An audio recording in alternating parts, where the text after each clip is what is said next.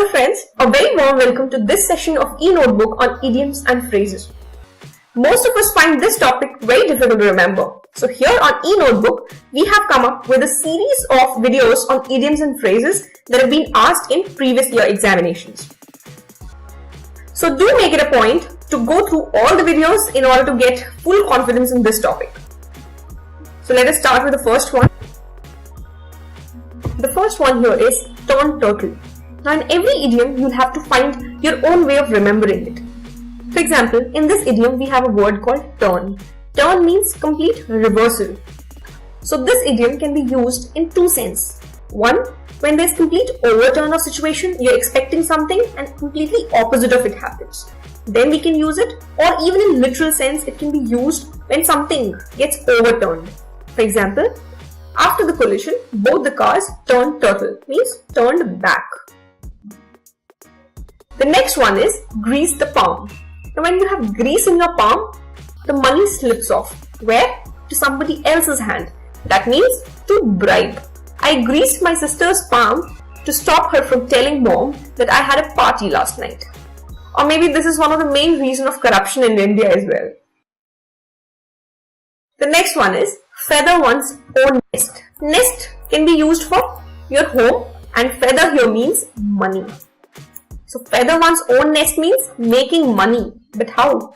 In an improper way or by dishonest means. I'm sure she feathered her own nest with the money she received for charity.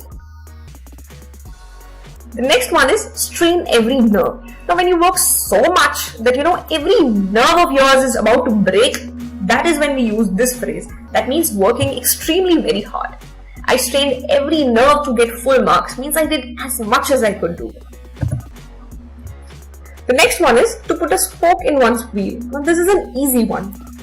You have a wheel that's running normally, but you put a spoke in the middle in this way and it stops running. So this idiom means to hinder or to interrupt somebody.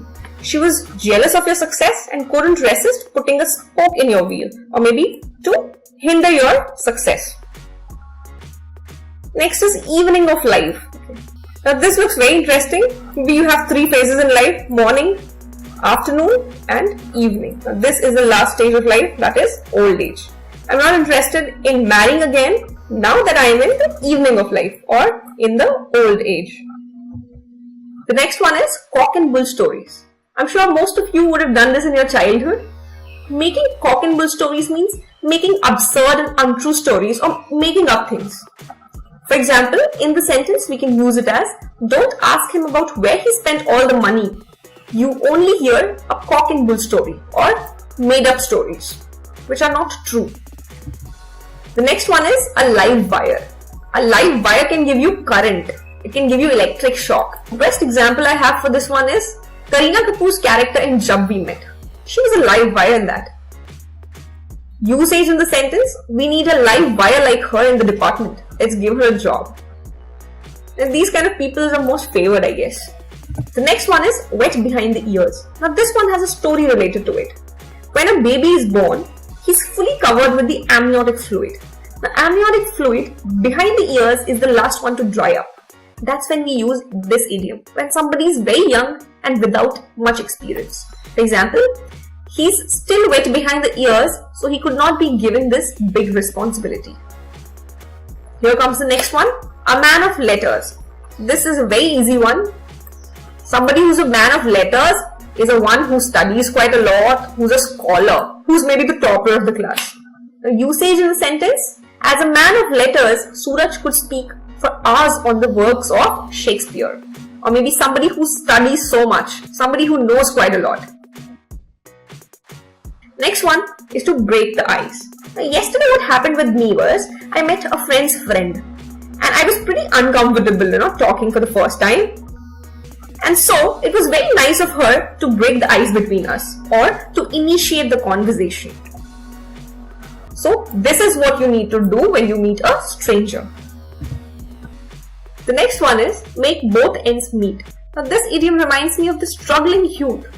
It means to earn just enough to live on. It means you have nothing to save. How much ever you earn, you spend it for your basic requirements.